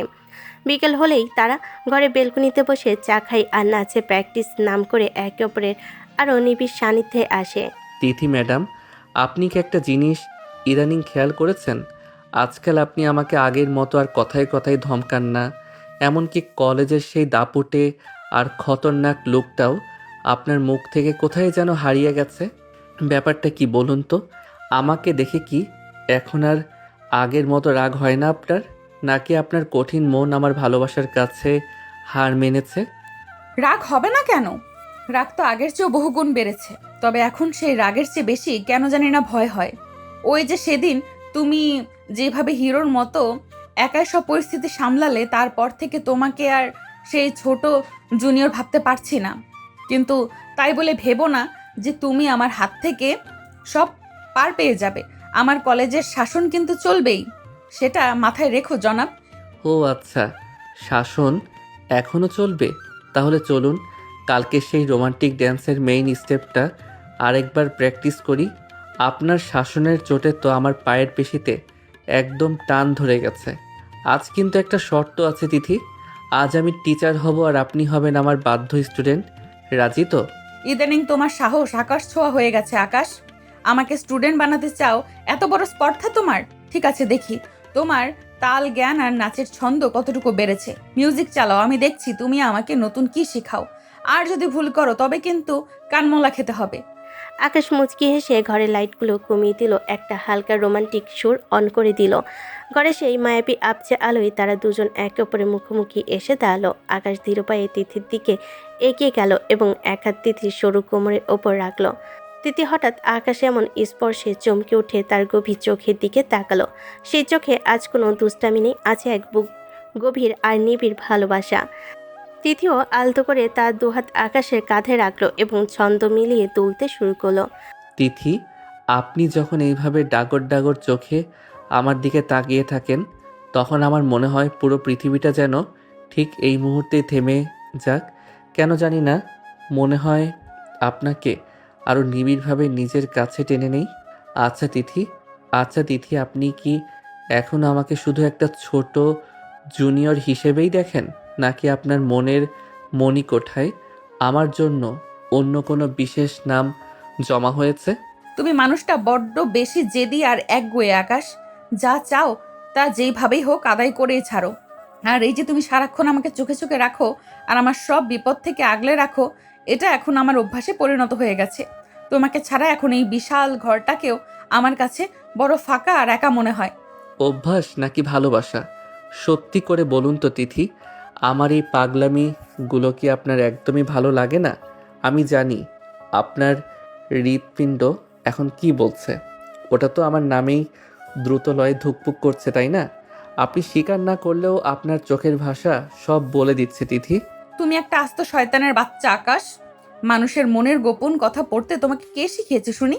হ্যাঁ, ভালো লাগে তোমার ওই ভুবন ভুলানো দুষ্টু হাসি, আমার সাথে কারণে অকারণে অনর্থক তর্ক করা আর বিপদে আমার সামনে পাহাড়ের মতো ঢাল হয়ে দাঁড়ানো, সবই আমার ইদানিং খুব ভালো লাগে। এখন কি শান্তি হয়েছে কথাগুলো শুনে? আকাশ তিথিকে আরও নিবিড়ভাবে নিজের বুকের মাঝে জড়িয়ে নিল। তারা দুজন মিউজিকের তালে তালে খুব ধীরে লয়ে একে অপরের সাথে মিশে দুলতে শুরু করলো। তিথি আকাশের চড় বুকে মাথা রেখে এক পরম স্বর্গীয় প্রশান্তি খুঁজে পেল। বাসর রাতে সেই দূরত্ব আর মনের কোণে সব দ্বিধা আজ পুরোপুরি মুছে গেছে। আকাশের তপ্ত নিঃশ্বাস তিথির ঘাড়ে কাছে অনুভূত হচ্ছে, যা তাকে এক অদ্ভুত শিহরণ আর নেশায় আচ্ছন্ন করে দিচ্ছে। তিথি, একটা কথা আমাকে দেবেন? কলেজ শেষ হোক বা না হোক, আমাদের এই টক ঝাল মিষ্টি খুনসুটি যেন সারা জীবন ঠিক এমনটাই থাকে। আমি চাই না আমরা সেই বোরিং আর গম্ভীর স্বামী স্ত্রী হয়ে যাই। আমি আপনার সেই সারা জীবনের দুষ্টু জুনিয়র হয়েই থাকতে চাই, যে সবসময় আপনাকে রাগাবে আর পরক্ষণেই ভালোবেসে আপনার সব মান ভাঙাবে। আমি তোমাকে আজ প্রমিস করছি আকাশ, তোমার এই মিষ্টি দুষ্টুমিগুলোই তো এখন আমাকে বেঁচে থাকার কারণ। তবে মনে রেখো, কলেজের গেটে পা রাখলেই কিন্তু আমি আবারও তোমার করা সিনিয়র আপু। সেখানে কিন্তু আমার সাথে বেশি ঘনিষ্ঠ হওয়ার চেষ্টা করো না, তাহলে আবার কিন্তু সবার সামনে তোমার কান টেনে দেবো আমি। আচ্ছা বাবা, মেনে নিলাম। কলেজের গেট পর্যন্ত আমি আপনার বাধ্য ছাত্র আর অনুগত জুনিয়র, কিন্তু এই চার দেয়ালের ভেতর আমি আপনার সব। এখানে আপনার সিনিয়রিটি চলবে না। এখন বলুন তিথি ম্যাডাম, আপনার এই টিচারকে একটা মিষ্টি উপহার দেবেন না? এত সুন্দর আর রোমান্টিকভাবে প্র্যাকটিস করালাম যে আপনাকে। উপহার? কি এমন উপহার চান শুনি জনাব? আপনার তো আবদারের শেষ নেই। আবদারটা বলেই ফেলুন দেখি, আপনার কি মনে চলেছে? আকাশ আর কোনো কথা না বলে তিথির চিবুকটা আলতো করে উঁচিয়ে ধরল। জানালার পাতলা পর্দাগুলো রাতের মৃদু বাতাসের তালে কাঁপছে, আর বাইরের রূপালি চাঁদের আলো যেন তাদের উপর আশীর্বাদ ঢেলে দিচ্ছে। আকাশ ধীরে ধীরে তিথির লালচে ঠোঁটের খুব কাছে মুখ নিয়ে গেল। তিথি এক অজানা আবেশে আর লজ্জায় চোখ বন্ধ করে ফেল। এক নিবিড় আর পবিত্র ভালোবাসার মুহূর্তে তাদের দুজনকে আজ এক অদৃশ্য অটুট সুতোয় বেঁধে ফেল। তাদের এই খুনসুটিময় সম্পর্কের আজ এক পূর্ণাঙ্গ রোমান্টিক মিলন ঘটল। আজ সেই বহু প্রতীক্ষিত কলেজের বার্ষিক সাংস্কৃতিক অনুষ্ঠানের দিন। পুরো কলেজ ক্যাম্পাস আজ আলোকসজ্জায় ঝলমল করছে। অডিটোরিয়াম কানায় কানায় পূর্ণ। শিক্ষক থেকে শুরু করে ছাত্রছাত্রী সবার নজর এখন স্টেজের দিকে।